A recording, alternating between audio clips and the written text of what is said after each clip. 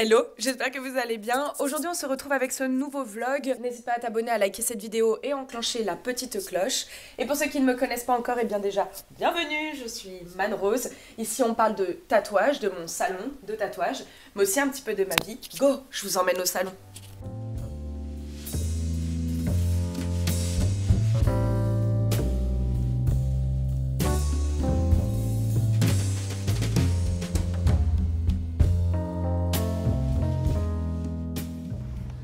Je viens d'arriver au salon, maintenant je vais passer l'aspirateur et ensuite passer la serpillière. Et je l'ai déjà dit dans plusieurs de mes vidéos, mais en fait l'idée c'est qu'on fait ça vraiment tous les matins avant de commencer notre journée pour que le salon soit nickel. Et du coup en plus il y a une petite odeur de propre qui stagne tout au long de la journée qui est très agréable.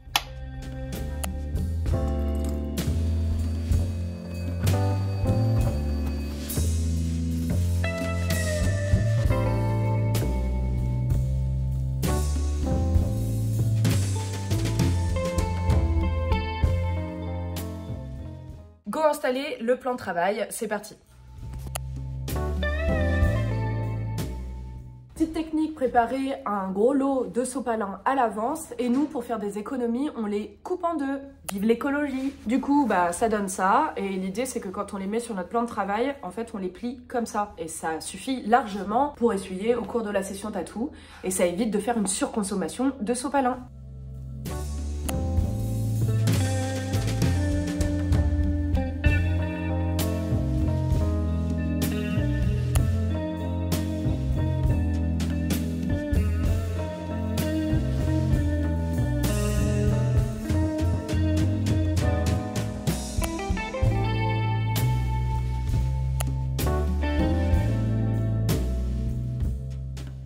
Le plan de travail est terminé, donc là c'est seulement un petit plan de travail pour les retouches. Donc quand c'est ça, je sors non pas des caps en silicone qui coûtent bien plus cher, mais des petites caps en plastique qui suffisent largement, puisque clairement je n'aurai pas le temps de taper au fond sans faire exprès, comparé à une grosse session tatou où il y a des moments où on fait un peu moins gaffe et clac clac on tape au fond de la caps. Donc je vous montre à quoi elle ressemble. Donc l'idée c'est que je sors un tout petit peu de vaseline, comme ça suffira largement, et ça sera cette caps comme ça en plastoc au lieu des caps en silicone comme ceci. Pour la machine, ça ne change rien par rapport à d'habitude, ni au niveau de la protection pipette, on fait pareil. Par contre, pour ce qui est du sopalin, voilà, ça sert à rien d'en sortir trop. Les 4 petites feuilles là suffiront largement. Maintenant, je vais sortir les consentements mutuels et je vais en profiter pour t'expliquer comment ça fonctionne. Donc, les fiches de consentement mutuel, aussi appelées les feuilles de consentement libre et éclairé, sont des fiches qui sont aujourd'hui obligatoires à faire signer à ses clients avant de les tatouer. Le consentement, c'est important. Et donc, elle se présente comme ceci. Donc, c'est une feuille A4 et dessus, je demande le nom,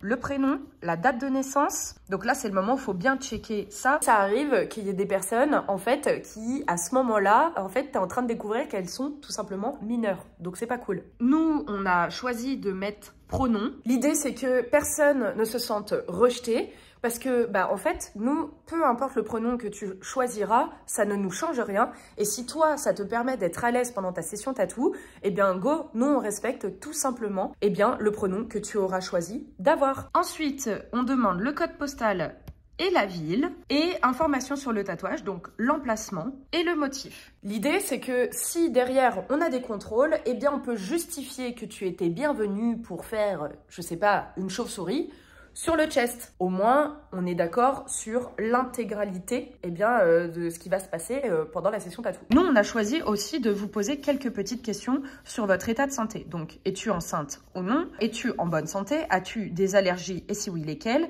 Et est-ce qu'il y a des traitements médicaux particuliers? Donc, bien entendu, on ne tatoue pas quelqu'un qui est enceinte. Si tu es en mauvaise santé, eh bien, c'est clairement pas préconisé de se faire tatouer puisque ton corps est déjà en train de lutter sur quelque chose, sachant que tu vas devoir cicatriser du tatouage, ça veut dire qu'il va devoir lutter à 2 endroits en même temps et ta cicatrisation risque d'être très compliquée. Au niveau des allergies, on demande les allergies en général, mais à vous d'adapter en fonction des produits que vous utilisez et du coup, des produits qu'il y a réellement dans vos trucs tatouages, quoi. Donc, typiquement, nous, on va retrouver de l'huile de coco, de l'aloe vera. Il peut y avoir des allergies au latex. Perso, j'achète que des gants en nitrile. Donc déjà, ce problème-là, il n'existe pas. Et on peut aussi retrouver dans certains de nos produits des petits résidus de iode. Voilà, c'est très important de quand même repréciser est-ce que tu es allergique à l'aloe vera, à la coco, nanana, nanana. Et comme ça, tu es sûr que réellement, même si ton client a peut-être oublié de te préciser une certaine allergie, bah toi, tu es OK avec le fait que au moins sur tes produits que tu vas utiliser pendant la session tatou, il n'y aura pas de problème. Et pour ce qui est du traitement médical, bah on n'est clairement pas là pour vous juger, ne vous inquiétez pas. Donc on a beaucoup de gens qui ont des antidépresseurs ou des anticoagulants, etc. etc. Bref, nous, ça va nous permettre surtout de savoir si vous avez pris votre traitement adapté, s'il y a besoin, parce que ça peut avoir des répercussions sur l'acte de tatouage, mais aussi tout simplement parce que les soins peuvent être un petit peu différents en fonction de ton traitement médical. Après, le client doit justifier donc qu'il est majeur, qu'il est informé des règles d'hygiène, des risques infectieux, de l'hypersensibilité de la peau, qu'il est en pleine possession de ses moyens, qu'il n'est pas sous l'emprise d'alcool ou de drogue, qu'il a conscience des risques, de non-appréciation du tatouage, de ses conséquences dans le cadre de son travail et que, bien sûr, ça s'enlève pas. Oui, c'est permanent et définitif. Ensuite, vous devez valider le projet, l'emplacement, l'orthographe, les chiffres, etc. Typiquement, si ta mamie Janine, elle est née en 1932 et que moi, sur la date de naissance que tu m'as donnée, c'est marqué 1933, il faudra pas venir pleurer auprès de moi, c'est à toi de checker. Idem s'il y a des fautes d'orthographe. Si je suis dans la mesure de les corriger, je t'aiderai bien entendu à le faire. Mais s'il y a une faute par la suite alors que nous avons validé le projet ensemble, ça ne dépendra plus de moi. Donc toi, en tant que tatoueur, quand tu fais signer cette fiche de consentement mutuel, ça te permet de te protéger sur des potentielles fautes, souvent que l'on retrouve donc sur les lettrages. Et ensuite, le fait que tu as bien pu poser toutes les questions que tu voulais. Et là, c'est l'autorisation que tu donnes au tatoueur. Donc là, nous, on a un petit truc pour que chaque tatoueur puisse marquer son petit blaze. Et lui, en échange, il certifie bien que donc les encres sont aux normes, le matériel est stérile et à usage unique, et qu'on pratique bien une asepsie réglementaire sur la peau avant tout acte. Bref, qu'on t'assure finalement une sécurité sanitaire. Et là, on a rajouté une petite rubrique qui nous donne l'autorisation de poster nos créations sur l'Instagram ou sur les différents réseaux sociaux. Bien entendu, on n'est pas des truands. Donc, si tu es sur un projet hyper perso qui représente, imaginons, le décès de quelqu'un dans ta famille, etc., etc., ou même que tu ne donnes tout simplement pas ton consentement pour le mettre sur les réseaux, on le respectera. Il n'y a pas de souci avec ça. Et enfin, les blablas de base sur le fait qu'il est bien fait à, donc chez nous, Lyon, le temps, et signature du modèle, donc de toi, petit humain qui te fait tatouer, et du tatoueur. Voilà, donc ça, c'était l'exemple de notre fiche de consentement mutuel ou libre et éclairé. À toi de voir comment tu veux l'appeler. Bien entendu, je te laisse aussi regarder celles qui te fournissent en exemple, en général, après ta formation d'hygiène et salubrité, puisque forcément, les consentements libres et éclairés ont tendance à évoluer en fonction des années. Donc nous, c'est vrai qu'en tant que tatoueurs qui pratiquons déjà depuis quelques temps, on essaye de se mettre à la page, mais n'hésite pas à me dire si potentiellement tu as appris d'autres choses qu'il fallait mettre dans ce petit consentement. Et comme ça, moi, ça m'aidera à mettre le mien à jour. Et ensuite, je le mets dans un classeur qui est juste prévu pour ça, où il y a bien marqué qu'il s'agit donc des consentements mutuels du mois de mars de telle année.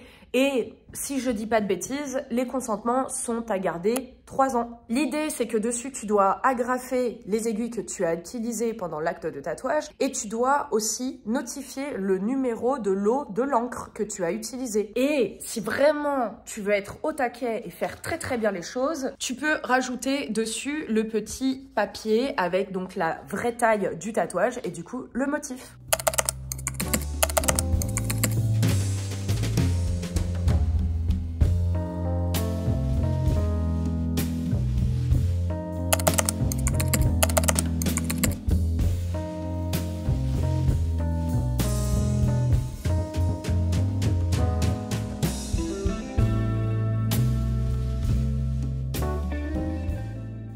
Déjà, je voulais faire un petit aparté sur le fait que, les gars, on est plus de 1000 abonnés sur la chaîne. Oh!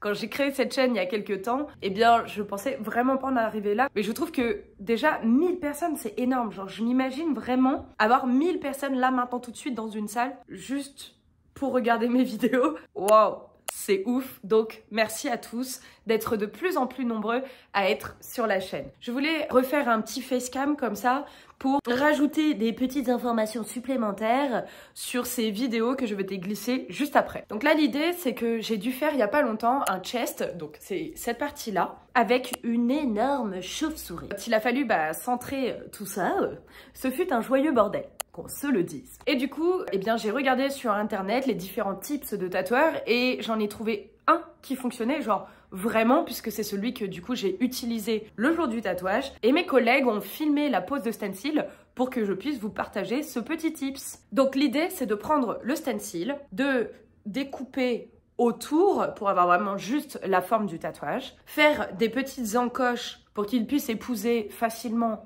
la forme du corps du client, faire une ligne avec une règle au centre, comme ça, et au centre, après, comme ça. Comme ça, vous avez vraiment genre le milieu pile du tatouage. Et après ça, en fait, vous avez juste à plier au milieu et recroqueviller les deux côtés, comme sur la vidéo, pour enfin réussir à viser en calant vraiment les lignes de repère et en dépliant petit à petit le stencil. Ça m'a fait gagner un temps fou. En 2 poses, on a réussi à poser un stencil nickel, droit, centré par rapport au corps de ma cliente. Ouloulou, décidément on va pas y arriver. Et du coup, on a gagné un temps fou. Bref, je te laisse avec les vidéos.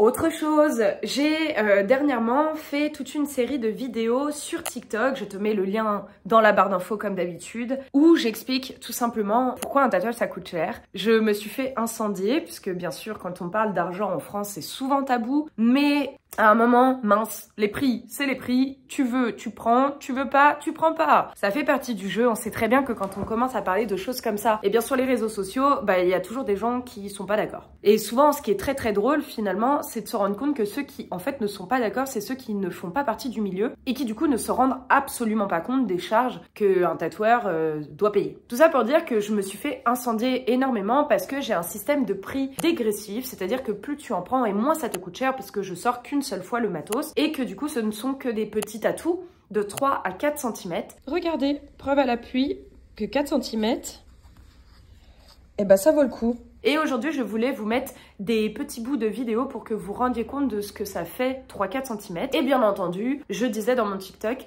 que j'adaptais les détails en fonction de la taille du tatouage pour que ce dernier vieillisse bien. Sans plus attendre, tout le monde s'est jeté sur son petit ordinateur et téléphone pour me dire à quel point 3-4 cm, nanana, t'es beaucoup trop cher, ça vieillirait mal, bla bla bla. Maintenant, je vais vous montrer sur mon client ce que ça donnait, 3-4 cm de tatouage. Savoir que mon client en question faisait 2 mètres, c'est un basketteur quoi. Voilà, je vous laisse imaginer le Gugus à côté de moi qui fait 1m59 les bras levés. Et puis vous allez vous rendre compte que finalement, 3-4 cm pour un tatouage, c'est pas forcément si petit. Après, je vais vous montrer aussi sur une cliente qui a une taille à peu près normale d'un 1m60, 1m65. Voilà, je te laisse avec la suite de la vidéo.